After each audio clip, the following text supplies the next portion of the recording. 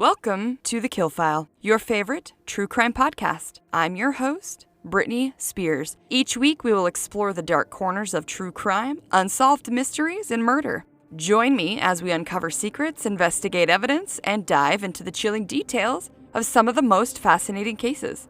Get ready for a journey into the dark unknown because, in TheKillFile, nothing stays buried forever. Hey guys, welcome to episode 46 of TheKillFile. I am so glad that you guys are here for another episode. Before we jump into today's case, just a few reminders. If you are interested in having your own true crime stories read on the podcast, please email them to thekillfilepodcast@gmail.com and put in the title Listener Files so they stand out. Also, if you can please don't forget to rate, review, and subscribe to the podcast wherever you listen, because it helps the podcast out and it will also help other people find our little community. If you hit that download button on the episode, it will also help us see how many listeners we have. You can also check out the fun true crime merch on thekillfile.com, click shop merch, and find something fun for the summer. Thank you to all of my listeners who continue to tell your friends, share the podcast stuff on social media, and spread the word. I am so damn grateful to you, and please keep it up. Okay, that's it for business. Let's talk about today's case. This one is going to be a gnarly one, so just make sure that you're in a good headspace to hear it. We are going to be talking about the infamous serial killer from Germany who was dubbed the Vampire of Dusseldorf. Trigger warnings for today are going to be rape on a minor, murder of a minor, physical abuse, bestiality, and incest. Here we go. The Vampire of Dusseldorf, aka Peter Kurten, had the type of childhood where you can understand why he turned out so fucked up. No one will ever be able to excuse away the horrific acts that this man would go on to commit, but you can kind of get a sense of the fact that no matter what, this boy was most likely not going to grow up to be a functioning, contributing member of society. Peter Kurten was born on May 26, 1883. Yes, we are going way back. Peter was born in a place that's now called Mulheim, which is apparently a borough of Cologne. Peter was said to be the oldest of 13 kids, which is just absolutely nuts. The family was poverty-stricken, and it was known that two of Peter's younger siblings would actually die early on in their infancy. The family was living in a one-bedroom apartment. Sadly, Peter's father was said to be not only an alcoholic, but was both extremely abusive to his children and his wife. His father was said to be a sand molder, which when I did a little research seems to be something to do with being a worker who helps with preparing castings where liquid metal would then be poured in once the casting is made to make metal parts for different things. That's just the simplest way for me to explain it because it was kind of confusing for me as well, but I think we all kind of get the gist. The abuse from his father was so bad that the children would be lined up by their father and they would be forced to watch their own mother being raped by their father. The poor mother was trapped in a loveless, abusive marriage because she didn't have any other options with now 11 children. When the father was at home and being constantly drunk, he would beat his wife and children as well. Peter was said to get the worst of the abuse because he was the oldest of all the children. He would actually go on to say that he never really loved his father. He only knew him as a monster, and although he didn't hold any love for him, he did fear the man. It wouldn't be until 1897, which was when Peter was around 14 years old, that his mother was able to break free of his father when his father would be imprisoned for the charge of incest. Apparently, the father had been repeatedly raping his then 13-year-old daughter, which is just so awful, and he's just fucking up his children in any and every way possible. That poor girl. After the father was sentenced, Peter's mother was able to get a separation order, which I wondered if this was the time when women used to have a reason for separation or divorces from their husband. It's not like it is today where you can just divorce him because you're sick of looking at the fucker's face. When Peter was 9 years old, he committed what was considered probably his very first pair of murders. This is when Peter was with a friend on the River Rhine, and the two were on a raft.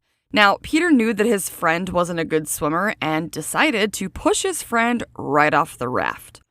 Why the child who couldn't swim was on the raft to begin with, I do not know, but make sure you teach your children how to swim. It's important. So when the child starts drowning, another boy who had seen this whole thing going down jumped into the water trying to save the drowning boy. This is when Peter would push and hold both of the boys underneath a raft until both of the poor kids would sadly die. Their deaths were ruled an accidental drowning, and no one ever suspected Peter of anything at the time. For some reason, which I will never understand, Peter would make friends with an adult man who was a dog catcher that lived in the same building as Peter's family. Peter was said to have gone to work with the man and, again, be witness to just more stuff that was going to fuck up his psyche. He watched this sick fuck that he was with torture and sexually abuse the dogs that he was catching. Why, though? It's so fucking gross. Well, it was not long after this that Peter would partake in these activities. Because of the abuse that Peter was suffering at home, he would often run away, and sometimes it was for weeks at a time. When you see a picture of Peter as a child, and I'll try to find one to post on the TheKillFile socials, you can see just looking into the eyes of this kid that he has seen and been through some horrible shit. There's no light or spark behind his eyes. It's just like a faraway gaze. Peter was said to have his first relationship with a girl when he was 13 years old. Although his girlfriend would allow him to do other sexual acts with her, she would not let Peter have sex with her. This would allegedly leave Peter feeling sexually frustrated, and then he would commit bestiality with sheep, pigs, and goats. Yeah. Peter would later admit that he derived the most pleasures from these experiences when he would stab these poor animals right before he was about to have an orgasm. Once he figured this out, he would often do this to the various animals that he was abusing.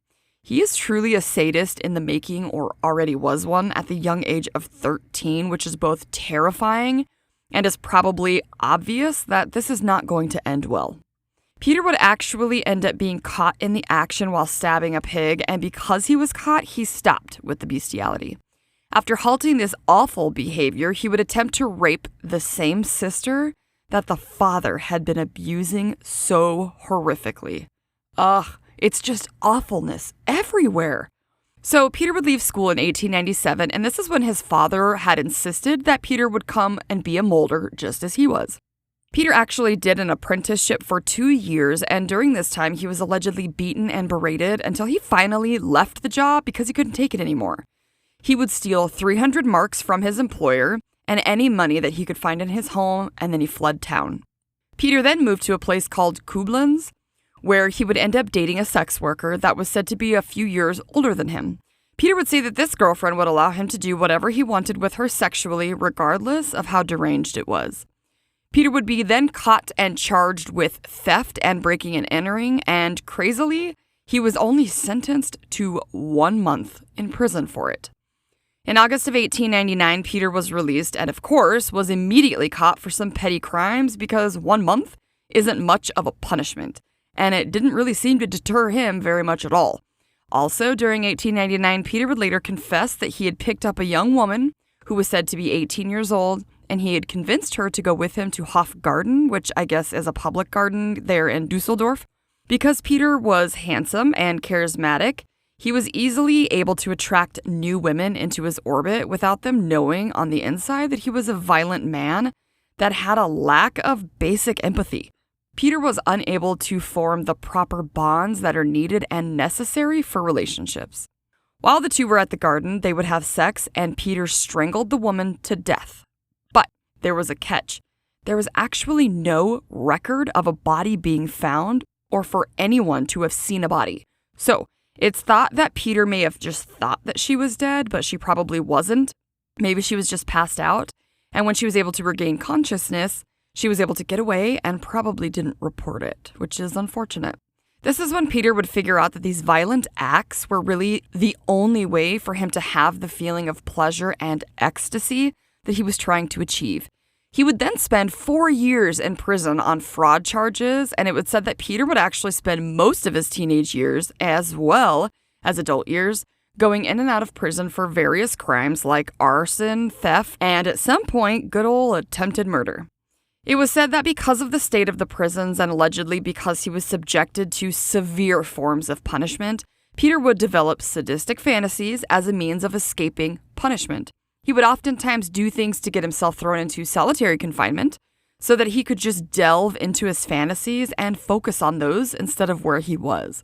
It was said that by the time Peter was finally caught for his horrific killing spree, he would be sentenced to prison time close to 30 different times.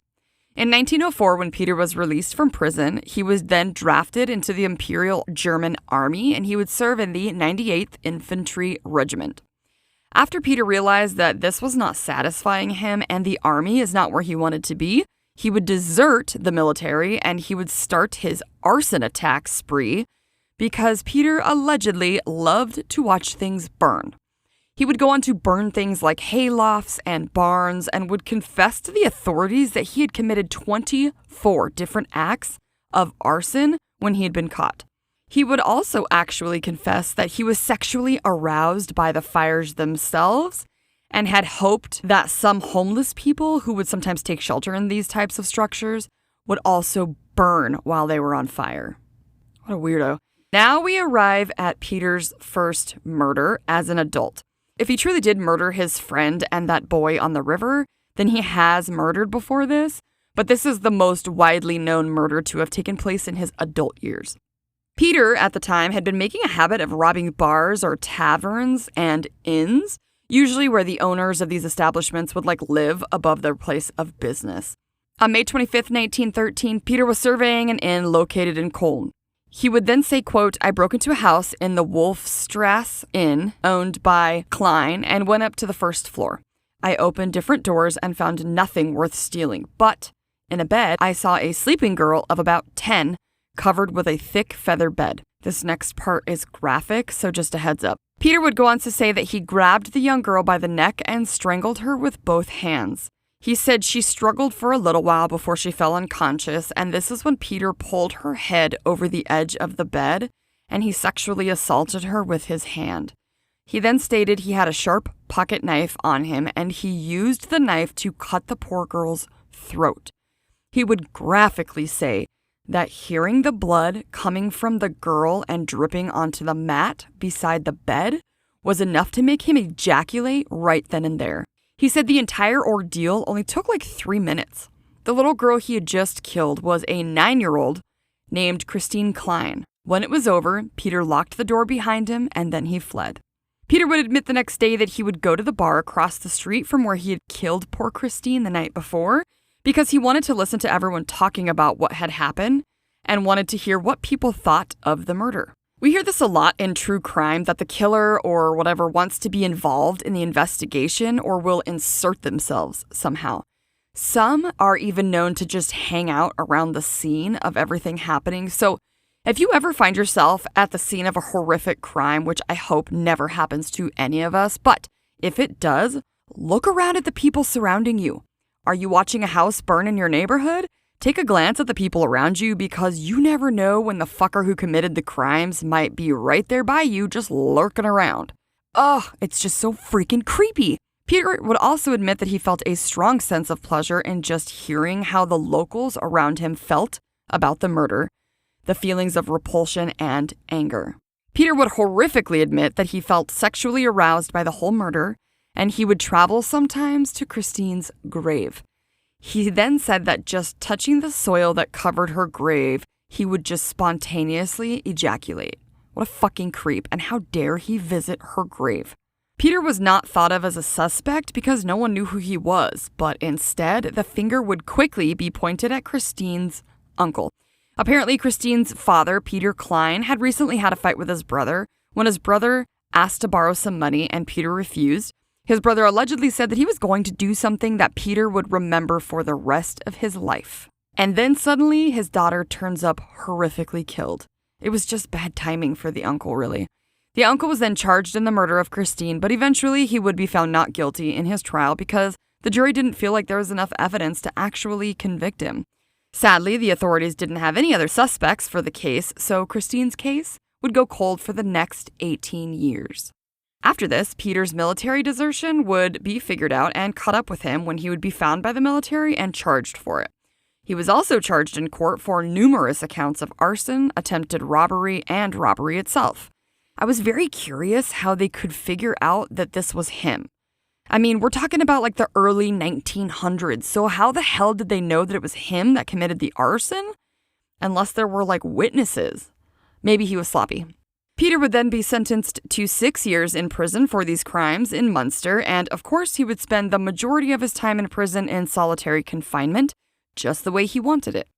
Peter was labeled insubordinate, and eventually 2 more years would be tacked onto his sentence for not listening or following the rules in prison. This is when Peter would later admit that during his stint in prison, he would first develop his more graphic and violent sexual fantasies. He said that anytime he would think about killing, he would become aroused. I know this is according to his own confessions or whatever, but I feel like I just have to point out that the guy had already committed bestiality while stabbing the animals. Doesn't that mean that he probably already had connected sex with violence? So maybe he just meant like this was the first time he really fantasized about killing a person in relation to sexual urges? I'm not sure. From the year 1921 to the year of 1925, these were said to be the most quote-unquote normal years in Peter's life. And this was following the release from prison. There was said to be no reported murders or crimes during this time. This must be that like cooling off period that defines a serial killer. That or he just committed stuff that he didn't talk about. Here in Altenburg is where he would meet his future wife, August Schaft. And after 2 years of dating, the two were wed. Let's talk for a second about August. August, on the surface, seemed like an ordinary woman, but below the surface, she had some murderous secrets of her own. She was born on February 20th in 1880 in Wilkow, Poland, and in 1896, she moved to Berlin and would work as a maid. Just 1 year later, she would leave for Leipzig, which is still in Germany, and there she would live with her brother for a bit. Some sources said that at the time of meeting Peter, that August had actually been a sex worker at some point, which doesn't really matter, but since it was in so many sources, I wanted to throw it in there because it could have just kind of shaped who she was as a person as well. In 1903, August had met a man who was a horticulturist, and sadly, we don't know his name. This man had promised August marriage, but it was said that after 7 long years, he broke that promise. I guess August's parents were super pissed and spoke to some lawyers because they wanted to settle this with receiving money from the man. I've actually heard of this before, maybe in like the H.H. Holmes case, where if a man would promise to marry a woman and then didn't follow through with it, that the parents would get pissed and they wanted to sue the man, which to me is so shitty. Men deserve to change their minds about who they want to marry, and they shouldn't be forced to marry someone who they decide isn't right for them. However, I will say that after giving it a little thought, I kind of understood why it might be so upsetting because back then, if I remember correctly, and if I'm understanding it correctly, remember that I am a history dumbass, women didn't work much then, right? So it was important for women to use their status or their looks to gain a suitor to marry so that they can be taken care of financially by their husband, correct? If that's the case, I understand the parents being upset because they want to ensure their daughter will be all right. And if a guy is saying that he's going to marry her for that long and then he changes his mind, well, now she's a little bit older, maybe not as youthful as a man would maybe want, and what happens if she can't find another suitor? I'm not saying it's right because women should have been able to support themselves, but it seems back then not many could unless they were sex workers, but women didn't have a lot of options back then, and it's shitty.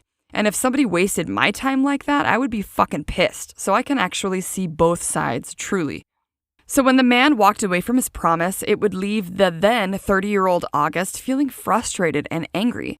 August decided to confront her former suitor in person, where she proceeded to then shoot and kill the man.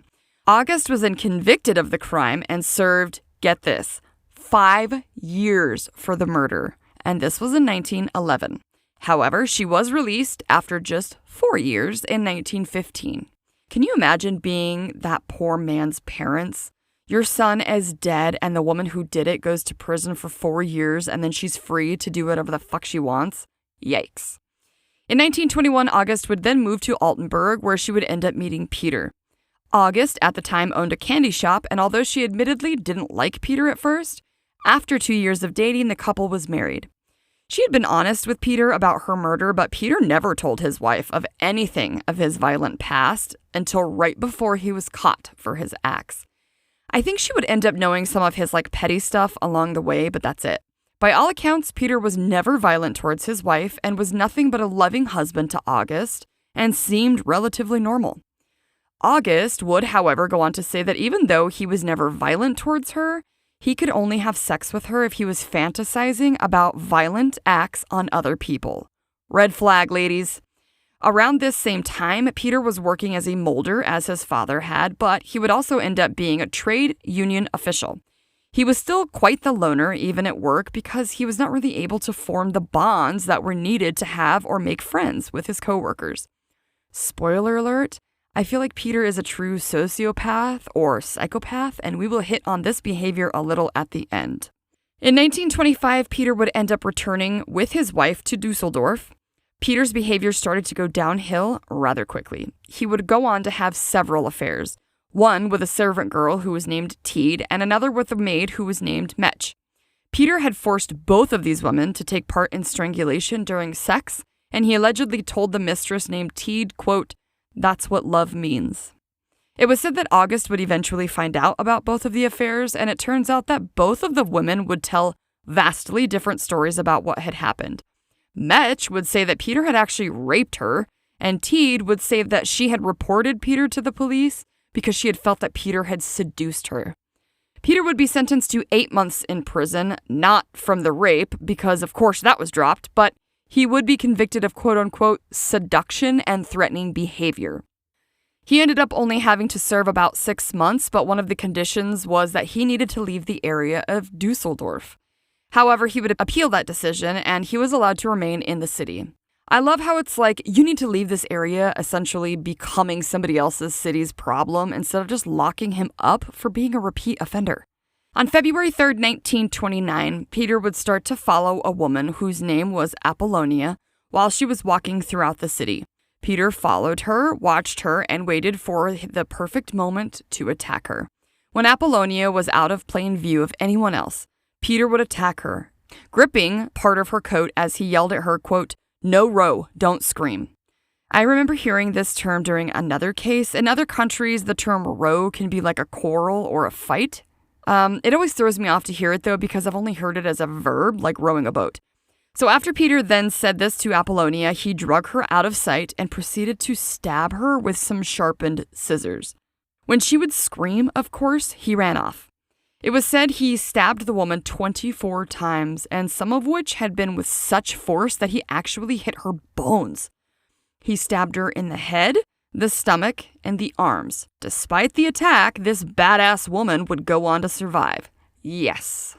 Sadly, on February 9th, a body would be found underneath some hedges by a worker of a building nearby in the Flingen district of Dusseldorf. The body would be identified as a 9-year-old little girl named Rosa Alger.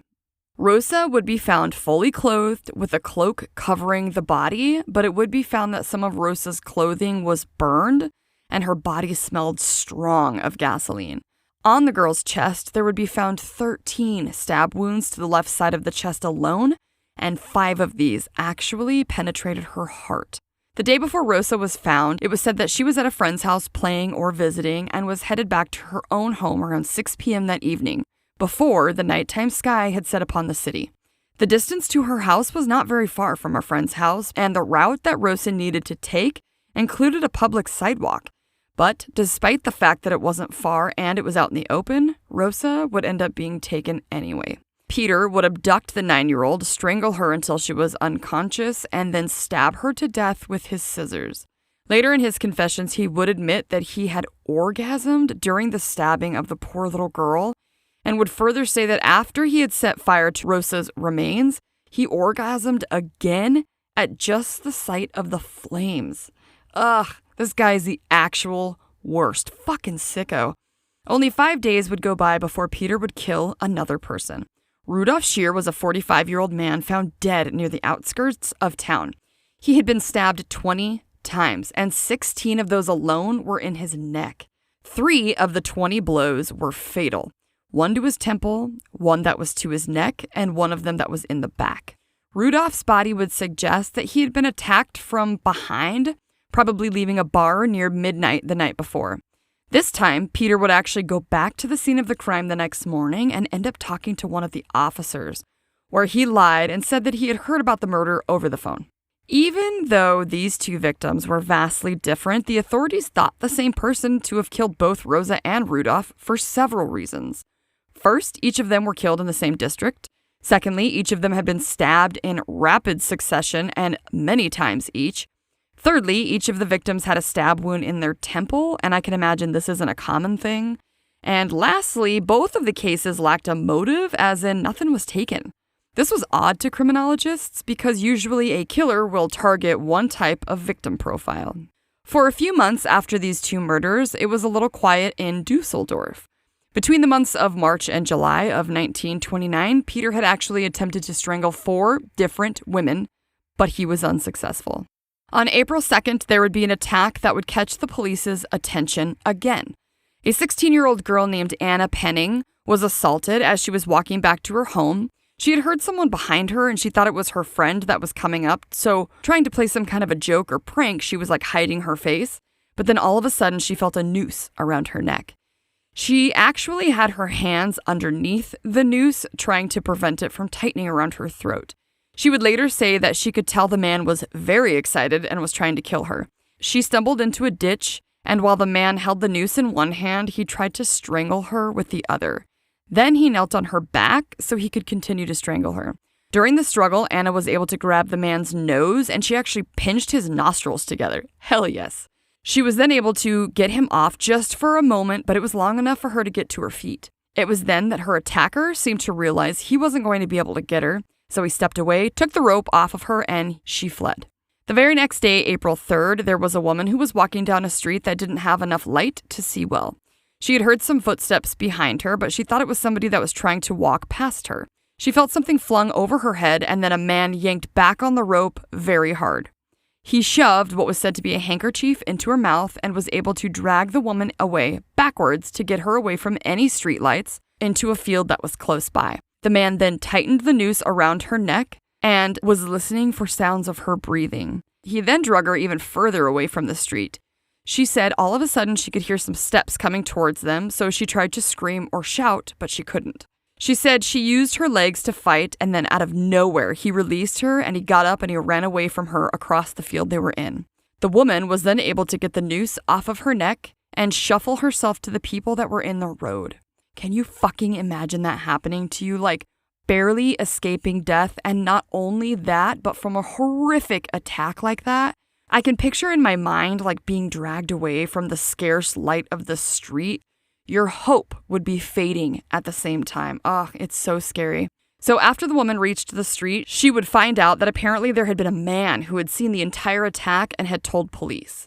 He had told them that he had seen a woman being dragged by a man on the ground into the field. The authorities were able to figure out that these two attacks were actually committed by a 20-year-old man named Stalsberg, so it was not Peter. These attacks had been so brutal that they actually started to assume that this was the man that was responsible for the 3 murders that had already taken place. When the authorities confronted Stalsberg about their theories, he allegedly confessed to the murders, but the story that the man gave about the Rosa Oliger murder, it didn't line up with the facts of the case. However, the authorities still thought they had their guy. It wasn't until Peter attacked again that they realized they were dead wrong, because apparently Stalsberg was in psychiatric care when the attack happened. On August 8th, Peter would come upon a young woman named Maria Hahn that he would later describe in his confessions as a girl who was looking for marriage. Peter arranged a date for the two of them, and this would take place on August 11th. And on that day, the pair would spend several hours together. At some point, Peter was able to lure Maria into a meadow where he proceeded to rape, strangle, and then stab Maria several times. During his confessions, Peter would say that Maria was begging for her life while he was stabbing her and strangling her to death. Maria would sadly die within an hour of the attack starting. For whatever reason, Peter had the idea to try and hide Maria's body or bury her in a cornfield nearby. He would later say that he was worried that his wife would see blood all over his clothes and that she would know that he had committed the murder if Maria's body had been discovered. A few weeks later, Peter went back to where he had buried Maria with a plan to dig her up and nail her to a tree in what he thought would look like a mock crucifixion because he knew that it would shock and upset people. He, of course, realized that Maria's body was too heavy for him to lift up alone and to complete his stupid little plan, so after caressing and hugging the body, he would ultimately bury her again. He would then admit later on to returning to the burial site many times. He said that when he thought about what was below the surface there, he felt very satisfied. After the murder of Maria, Peter decided to try and throw the police off by switching up weapons. On August 21st, he would go on to stab 3 people in different attacks, but they all would survive. They all reported the attacks were quick and there wasn't much to the encounters with their attacker. On August 24th, Peter would go on to kill 2 children who were walking home from the annual fair.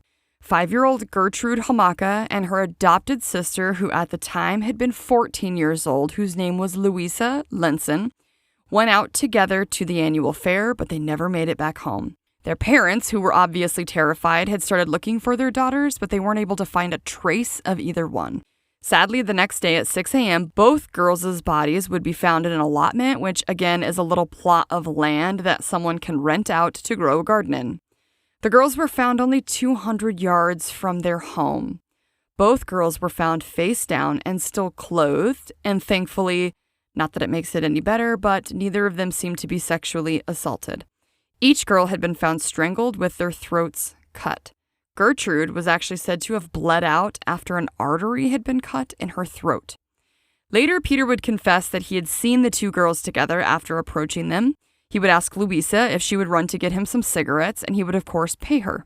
Once the 14-year-old had gone to get those for him, he killed Gertrude, and then when Louisa came back, it was said he drug her off the path and strangled her to death, and one source said that he had decapitated her as well. Peter would also confess that he sucked the blood from a few of Louisa's open wounds.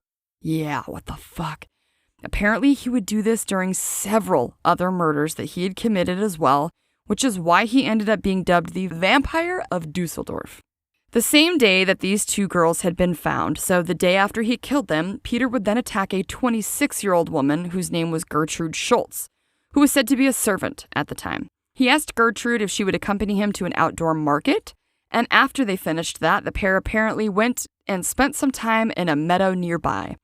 When Peter would try to have sex with Gertrude, she refused and had said something to the tune of she would rather die than have sex with him. Which, hell yes, girl, good for you. Allegedly, Peter said to her, quote, "Then you shall die." He would then stab Gertrude in the throat and then stab her several more times. The last stab was said to be so violent it actually broke the blade off the knife. Then Peter fled. Luckily, there were some people nearby who could hear Gertrude's wailing and they came to her aid. This woman would survive her attacks. Yes, but she didn't know who Peter was or that much about him, so she couldn't give the authorities anything really useful to help them find him. In the following month of September, Peter would actually go on to commit 2 more murders with the knives that he had taken up before switching to yet another weapon. This time, it would be hammers. Great. Just like the Yorkshire Ripper, now we have a Peter who kills people with hammers. Peter's first victim using the hammer was a 31-year-old woman who was a servant. Her name was Ida Reuter, and she was sadly found on September 30th. This murder was different, though. Ida was posed in a horrific display with her clothing messy and her legs sprawled.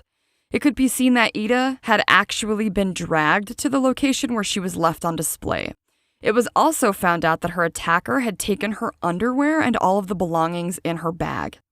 Peter had met Ida at Dusseldorf station and was able to get her to accompany him to a cafe that was close by. Then the pair went for a walk in the public garden where Peter would strike her over the head with his hammer and then proceed to rape her. He hit her many more times with the hammer as she was said to have been pleading for her life. Peter, of course, killed her anyways. Sad. The next victim was a 22-year-old woman named Elizabeth Doria, who was also said to be a servant who Peter had met outside of a theater on October 11th. The pair went to a cafe, then they took the train to Grafenberg, where they would then walk along the Klein-Diesel River. Elizabeth was then struck on the head with a hammer. Then sadly, Peter would rape and beat her. She was found in a coma when someone came upon her the next morning, but then sadly she would die from her injuries. What a sick fuck. What makes people think that they're fucking entitled to sex or murdering another human being? On October 25th, so you can see that these are definitely escalating rapidly, a 34-year-old woman who was walking home was confronted by a man that was, of course, Peter. Apparently, he said something to the woman, asking her if she was afraid since so much had been happening. She ignored Peter and kept on walking. Then he fell in step behind her. The woman was found to be unconscious, and when she was taken to the hospital, she didn't even remember being hit over the head with the hammer. That same evening, there was another attack on a woman who was also knocked out, but was able to get herself up and go get some help, and she was taken to the hospital. This woman had been bashed in the head 4 times, and it could be seen that the hammer had broke while she was being attacked. Peter's final victim would be sadly attacked on November 7th, 1929, when he would encounter a 5-year-old young girl whose name was Gertrude Alberman. Peter was able to convince this little girl to come with him to some nearby allotments where he would then strangle and stab Gertrude 35 times. And horrifically, during this attack, at one point, he would sexually assault the little girl. A psychologist who would later go on to write a book about Peter Kurten said that the reports would suggest the sexual assault took place on Gertrude as she was dying. Absolutely heartbreaking. So people in the area were aware of the murders by the quote-unquote vampire of Dusseldorf, but the authorities at the time were under the assumption that these attacks were committed by multiple assailants because the victim profiles were so different and Peter used different weapons. It was also confusing to them that he had killed some victims while others survived, which to me made me just wonder if they got lucky and Peter thought that they were going to die, like maybe he didn't know they would live. By the end of 1929, the authorities would receive 13,000 letters that were sent in to the police from locals, and the police would check out each and every lead they were given. Good for them. This led police to interview over 9,000 people, which I can't even imagine. The authorities also had over 2,650 clues, and their compiled list of suspects was over 90,000 people. I have no idea how they were able to figure out who did things and catch people back then. It must have been near impossible without any technology to help. Fuck. In November of 1929, just 3 months after the murder of Maria Hahn, Peter would then send in a letter to the local newspaper and to the police that would end up being a letter of confession to the crimes against Maria, and he even drew them a detailed map of where they could find her body. The map was good enough because the authorities were able to find Maria's remains on November 15, 1929. The authorities knew both of the letters were sent by the same person because the handwriting matched. Although Peter would not actually kill anyone else that we know of after 5-year-old Gertrude, he did injure 10 different people between the months of February and May of 1930. And one of those victims would actually be the key to his apprehension. On May 14th, a 20-year-old young woman named Maria Budlick had been approached by a man at Dusseldorf Station. Maria would tell the man that she was in search of work and a place to stay, so he offered to take her to a local hostel. Maria was scared when this man tried to take her through a park that was pretty isolated and quite dark. When Maria refused to go through the park, which, hell yes, girl, the pair began to fight. Another man who saw this happening came up and asked them if everything was all right. The man who came up was Peter. This is when the first man would take off and Peter would offer Maria a meal at his home. This poor girl, she gets led somewhere creepy by a man who wants to take her through this dark-ass park, and her red flags are going up, and when the man gets angry and she's probably scared, here comes another man asking if everything was all right, probably making Maria feel much better and probably safer. And little does she know that the man who just came to her rescue is a fucking serial killer and rapist to boot. What luck.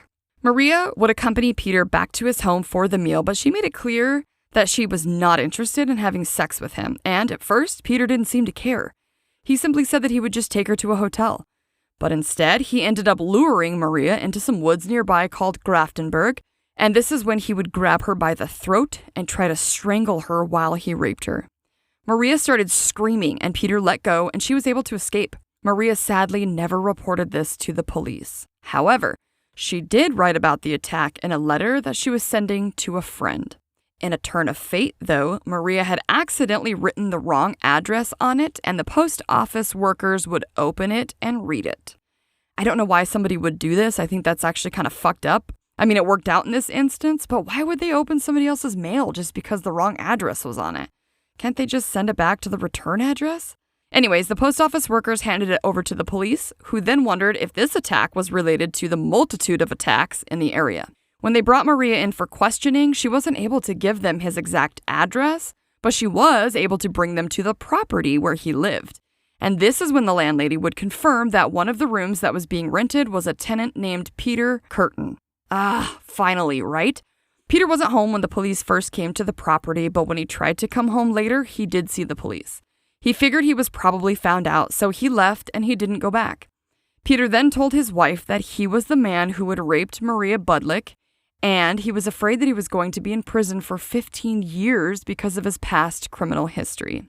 Peter and August agreed that Peter should leave and stay in a different area for a little while, so he stayed in a different district until May 23rd. For whatever reason, it was said that Peter seemed to be a little different when he came back from laying low, and when he returned, he confessed to his wife that he was indeed the vampire of Dusseldorf. He then told her that she should turn him in, and that way she could receive the reward money, and that's exactly what she did. The next day, she turned Peter Kurten into the authorities. She said that she was very surprised that her husband was capable of such violence and brutality because even though he had a criminal past, she didn't think that he was capable of acts like this. Peter was then arrested outside of a church at gunpoint, where he confessed everything, including the murder of Christine Klein, which was the 9-year-old little girl sleeping above the tavern, his first adult murder, and he confessed to an attempted murder of someone named Gertrude Franken back in 1913. Authorities hadn't connected either of these to the vampire of Dusseldorf.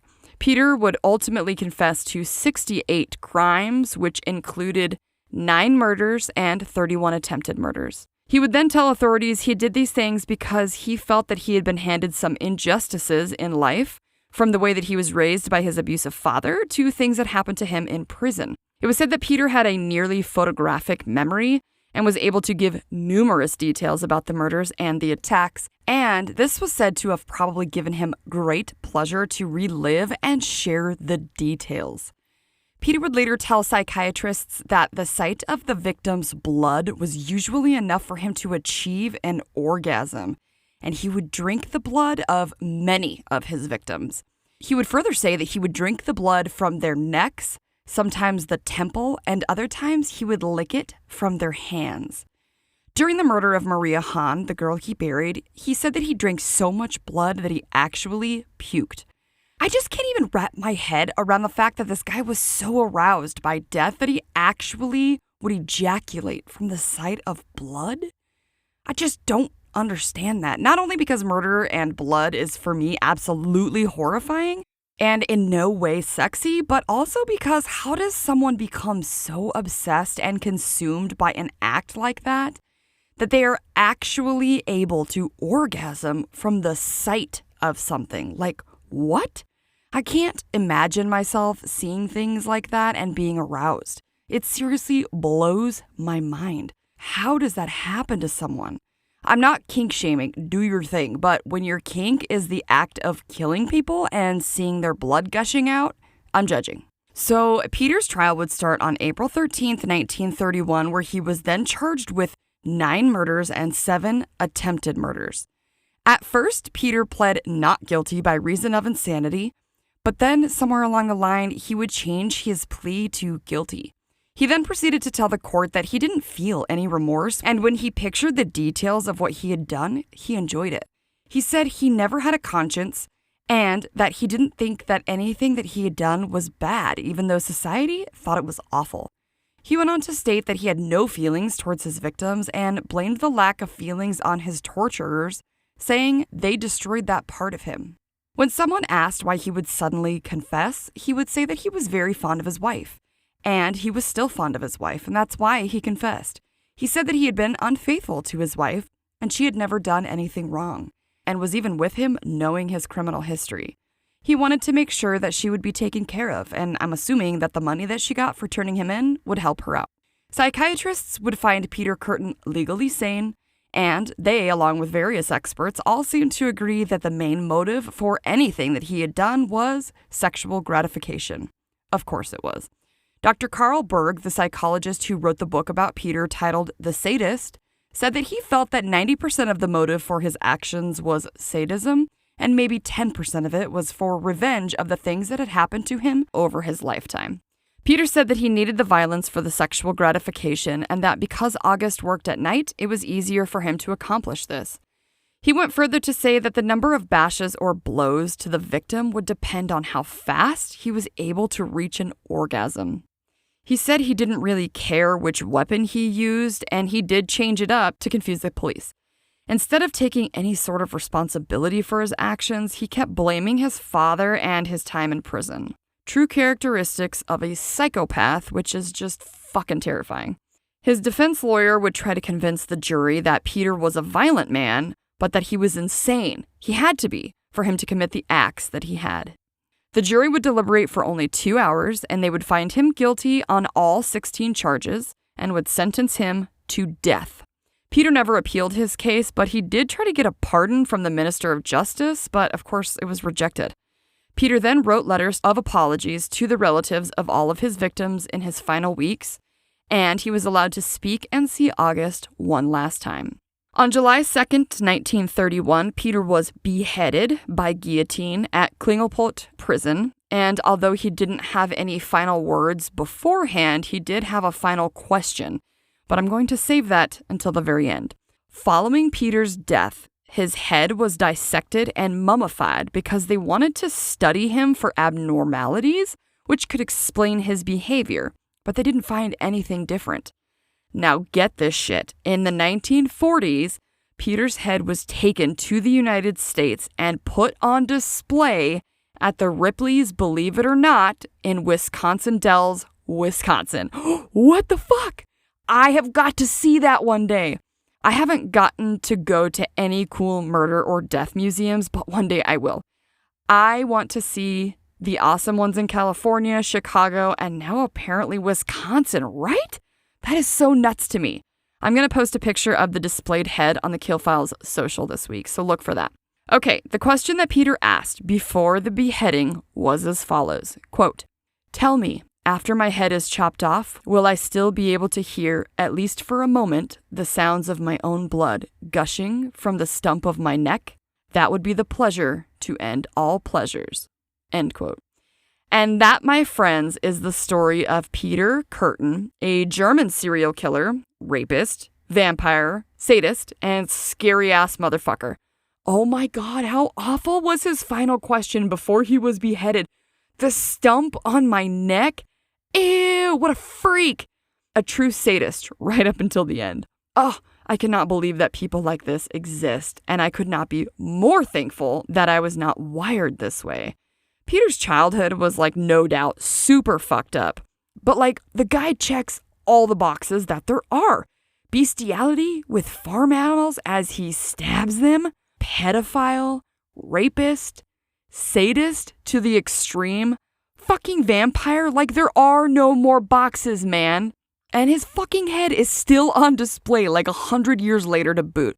What in the actual fuck? We are some weird-ass creatures as humans, huh? Who wants to go see the head with me? Any takers? I hope that you guys enjoyed this awful story, and I hope to see you guys back next week for another episode here on TheKillFile. Stay safe, you guys. Bye. All right, guys, that's going to do it for today. A few quick reminders before you go. Please don't forget to subscribe, rate, and review on your platform. It will help TheKillFile and other true crime lovers find us. Also, check out the website at TheKillFile.com to suggest a case. Find our merch shop for fun KillFile gear, which you can also find at thekillfile.printify.me and help support the podcast. Have a suggestion or want to share your own true crime stories? Email thekillfilepodcast@gmail.com for a chance to get them read on the podcast. Follow The KillFile on your favorite social media platforms. We are on Facebook, Instagram, X, Blue X, TikTok, and of course, you can subscribe on YouTube as well. Find all of the links for the socials on the website. We are either listed as The KillFile or The KillFile Podcast. Come on back Mondays wherever you get your podcast fix when we will cover another case here on The KillFile, where nothing stays buried forever. Stay safe, you guys. Bye.